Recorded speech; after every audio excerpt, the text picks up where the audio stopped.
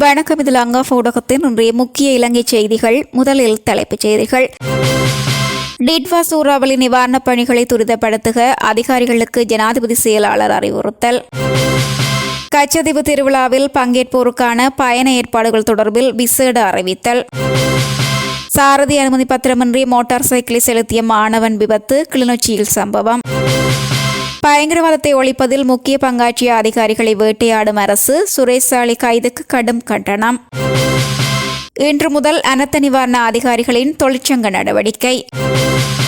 நாமலிடம் நேருக்கு நேர் கேள்வி கேட்க முதுகெலும்பெற்ற தமிழ் மாணவர் அமைப்புகள், சரத் வீரசேகர விலாசல். தொடர்பென விரிவான செய்திகள்.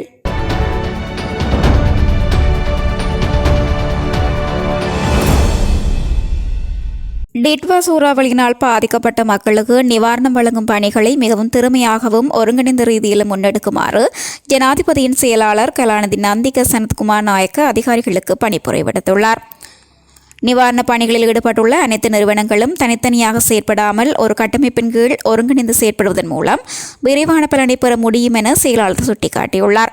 அனர்த்தத்தினால் வீடுகளை இழந்தவர்களுக்கும் ஆபத்தான பகுதிகளில் வசிப்பவர்களுக்கும் புதிய வீடுகளை நிர்மாணிப்பதற்காக பொருத்தமான காணிகளை அடையாளம் காணுமாறு அறிவுறுத்தப்பட்டது. தேசிய கட்டட ஆராய்ச்சி நிறுவனத்தின் முறையான பரிசோதனை மற்றும் பரிந்துரைகளுக்கு அமையவே புதிய வீடமைப்பு பணிகள் முன்னெடுக்கப்பட வேண்டும் என வலியுறுத்தப்பட்டுள்ளது.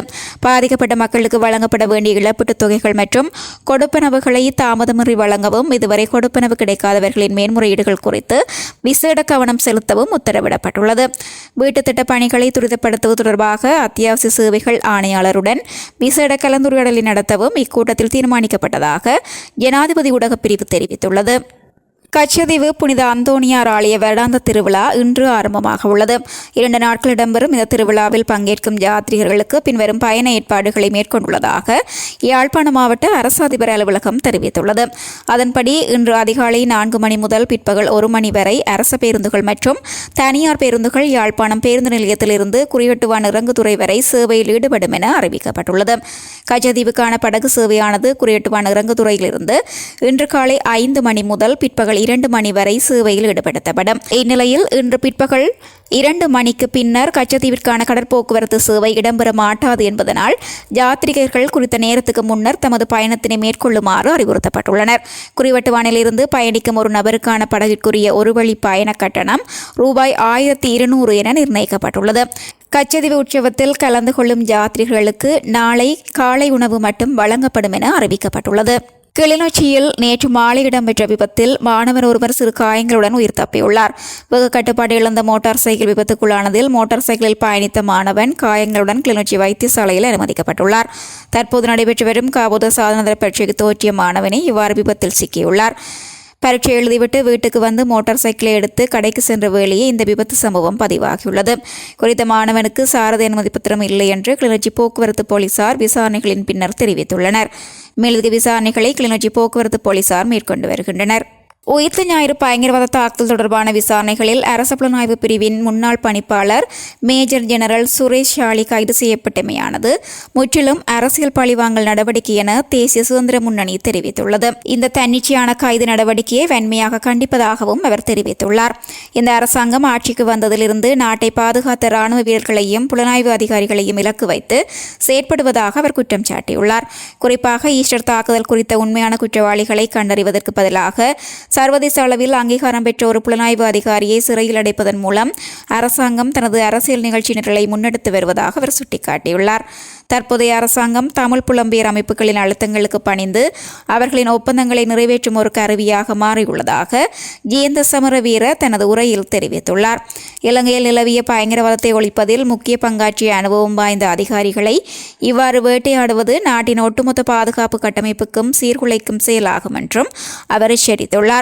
சுரேஷ் சாலி மீதான குற்றச்சாட்டுகள் எவ்வித ஆதாரமும் அற்றவை என்றும் 2019ஆம் ஆண்டு தாக்குதல் நடைபெற்ற காலகட்டத்தில் அவர் வெளிநாட்டில் பணியாற்றிக் கொண்டிருந்தார் என்பதையும் அவர் ஆதாரங்களுடன் விளக்கினார். அரசாங்கம் தனது பொருளாதார தோல்விகளையும் மக்களுக்கு வழங்கிய வாக்குறுதிகளையும் நிறைவேற்ற தவறியமையையும் மறைக்கவே இத்தகைய கைது நாடகங்களை அரங்கேற்றுவதாக அவர் மேலும் குறிப்பிட்டுள்ளார். அனர்த்த நிவாரணப் பணிகளில் ஈடுபட்டுள்ள அரச சேவை அதிகாரிகளின் பல தொழிற்சங்கங்கள் இன்று முதல் அப்பணிகளிலிருந்து விலகி தொழிற்சங்க நடவடிக்கை ஒன்றை ஆரம்பிக்க தீர்மானித்துள்ளன. அதற்கமைய அகில இலங்கை அனர்த்த நிவாரண சேவைகள் தொழிற்சங்கம், தொழில்நுட்ப உத்தியோகத்தர்கள் தொழிற்சங்கம் மற்றும் கிராம உத்தியோகத்தர்கள் தொழிற்சங்கம் ஆகியவை இணைந்து விடுத்துள்ள கூட்டறிக்கையில் இவ்விடயம் தெரிவிக்கப்பட்டுள்ளது.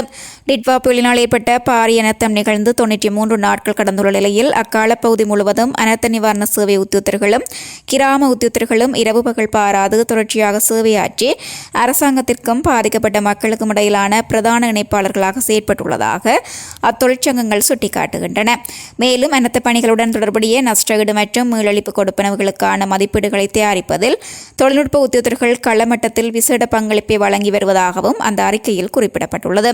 தாங்கள் ஆற்றியுள்ள இந்த அர்ப்பணிப்பான சேவைக்கு ஒப்பான தற்போதைய பிரச்சினைகள் குறித்து அரசாங்கம் போதிய கவனம் செலுத்தாமை காரணமாக இவ்வாறான ஒரு கூட்டு தொழிற்சங்க நடவடிக்கையில் ஈடுபட தீர்மானித்ததாக தொழிற்சங்கங்கள் மேலும் வலியுறுத்தியுள்ளன. பிரித்தானியாவின் புகழ்பெற்ற ஆக்ஸ்போர்ட் மற்றும் கேம்பிரிட்ஜ் பல்கலைக்கழக ஒன்றியங்களின் அழைப்பை ஏற்று அங்கு உரையாற்றச் சென்ற நாமல் ராஜபக்ஷவுக்கு எதிராக தமிழ் மாணவர் அமைப்புகள் முன்னெடுத்த எதிர்ப்பு நடவடிக்கைகள் மற்றும் தற்போதைய அரசியல் சூழல் குறித்து முன்னாள் அமைச்சர் சரத் வீரசேகர கடும் விமர்சனங்களை முன்வைத்துள்ளார். நாமல் ராஜபக்ஷவின் ஆளுமைக்கு முன்னால் நேருக்கு நேர் நின்று கேள்வி கேட்கும் திராணியற்ற தமிழ் மாணவர் அமைப்புகளே இந்த எதிர்ப்புகளை முன்னெடுத்துள்ளதாக அவர் குறிப்பிட்டுள்ளார். ஆக்ஸ்போர்ட் ஒன்றியத்தின் தலைவியின் கூற்றுப்படி நாமல் ராஜபக்ஷவுடன் விவாதிப்பதற்கும் கேள்விகளை எழுப்புவதற்கும் ஏற்பாடுகள் செய்யப்பட்டிருந்த போதிலும் தமது பாதுகாப்பை காரணம் காட்டி அவர் முன்னால் நேரடியாக கேள்வி கேட்க தமக்கு முடியாது என தமிழ் மாணவர் அமைப்புகள் தெரிவித்துள்ளதாக அவர் சுட்டிக்காட்டியுள்ளார். இதன் மூலம் நாமல் ராஜபக்ஷவின் ஆளுமைக்கு முன்னால் முதுகெலும்புடன் நின்று பேச இவர்களுக்கு முடியாது என்பது உறுதியாகியுள்ளதோடு சுதந்திரமான பேச்சு மற்றும் விவாதங்களுக்கு புகழ்பெற்ற இத்தகைய சர்வதேச பல்கலைக்கழகங்கள் பிரிவினைவாத தமிழ் மாணவர் அமைப்புகளின் அழுத்தங்களுக்கு பணிந்து தமது கலாச்சாரத்தை காட்டிக் கொடுத்தமை வருத்தத்துக்குரியது என்றும் அவர் தெரிவித்துள்ளார். மேலும் முன்னாள் புலனாய்வு பணிப்பாளர் சுரேஷ் சலே கைது செய்யப்பட்டமை குறித்து கருத்து தெரிவித்த சரத் வீரசேகர இது கத்தோலிக்க திருச்சபையையும் ஈஸ்டர் தாக்குதலால் பாதிக்கப்பட்டவர்களையும் ஏமாற்றுவதற்காக அரசாங்கம் ஆடிய ஒரு நாடகம் என சாடியுள்ளார். விவசாயிகளின் சாபம் மற்றும் நிலக்கரி மோசடிகளில் சிக்கியுள்ள அரசாங்கம் மக்களின் கவனத்தை திசைதிருப்பவே சலையை கைது செய்துள்ளதாகவும் அவர் குற்றம் சுமத்தியுள்ளார். 2018 சலை சைக்ரானை சந்தித்ததாக சொல்லப்படும் குற்றச்சாட்டு முற்றிலும் பொய்யானது என்றும் அந்த காலப்பகுதியில் சலை மலேசியாவிலும் இந்தியாவிலும் பணியாற்றி வந்தமையால் அவர் இலங்கையிலேயே இருக்கவில்லை என்றும் அவர் விளக்கம் அளித்துள்ளார். சுவிட்சர்லாந்துல வீடு வாங்க போறீங்க இல்ல ஆல்ரெடி உங்களுக்கு அங்க வீடு இருக்குன்னா இந்த வீடியோ உங்களுக்காக தான். ஸோ ஸ்கிப் பண்ணாம ஃபுல்லா பாருங்க. ஒரு மனிதனுக்கு வீடு அப்படிங்கிறது ரொம்பவே அத்தியாவசிய தேவை. அத்தியாவசிய தேவைகள்ல முக்கியமான பங்கு வகிக்கிறதே இந்த வீடு தான். ஸோ அப்படி வீடு வாங்குறது விற்கிறது இது சம்பந்தமா உங்களுக்கு இருக்கிற நிறைய ப்ராப்ளத்துக்கு சொல்யூஷன் தர ஒரே இடம் தான் உங்கள் செல்வாசக். Your future our vision. இப்போ சுவிட்சர்லாந்துல வீட்டோட வட்டி விகிதத்துல நல்ல மாற்றம் வந்திருக்கு, நிறைய குறைஞ்சிருக்கு. ஸோ நீங்க ஏதாவது அக்ரிமெண்ட் போட்டு வச்சிருக்கீங்கன்னா இப்பவே அதை ரெனிவல் பண்ணி மாற்றி வச்சுக்கிட்டீங்கன்னா உங்களுக்கு நிறைய ப்ராஃபிட்ஸ் இருக்கும். ஸோ இது சம்பந்தமா உங்களுக்கு ஏதாவது அப்டேட்ஸ் வேணும், இந்த மாற்றத்துல உங்களுக்கு ஏதாவது டவுட் இருக்கு அப்படின்னா மறக்காம ஸ்கிரீன்ல தெரிய நம்பர் கால் பண்ணுங்க. சுவிட்சர்லாந்துல நீங்க வீடு வாங்கணும் இல்ல வீடு விற்கணும் அந்த மாதிரி ஏதாவது உங்களுக்கு தேவைகள் இருந்தா மறக்காம எங்களை காண்டாக்ட் பண்ணுங்க. உங்களோட எல்லா தேவைகளையும் உங்க ஃபேமிலியில ஒரு மெம்பரா இருந்து நாங்க பார்த்து பண்ணி கொடுப்போம். இது உங்கள் செல்வாசோக். இச்செய்திகளுக்கு பிரதான அனுசரணை செல்வாசோக் இமோபிலியன், சுவிஸ் நாட்டில் முன்னணி நிறுவனம். தொடர்புகளுக்கு 095146428. வீடு வாங்க, வீடு கட்ட, வீடு திருத்த மற்றும் வீட்டுக்கடன். Your future our vision. இது போன்ற மேலும் பல முக்கிய சுவாரஸ்யமான செய்திகளை அறிந்து கொள்ள லங்காஃபோ யூடியூப் சேனலை சப்ஸ்கிரைப் பண்ணுங்கள். எமது செய்திகள் உடனடியாக கிடைக்க பெல் பட்டனை அழுத்துங்கள். அத்தோடு எமது செய்திகளை மற்றவர்களும் பார்வையிட ஷேர் செய்யுங்கள். நன்றி.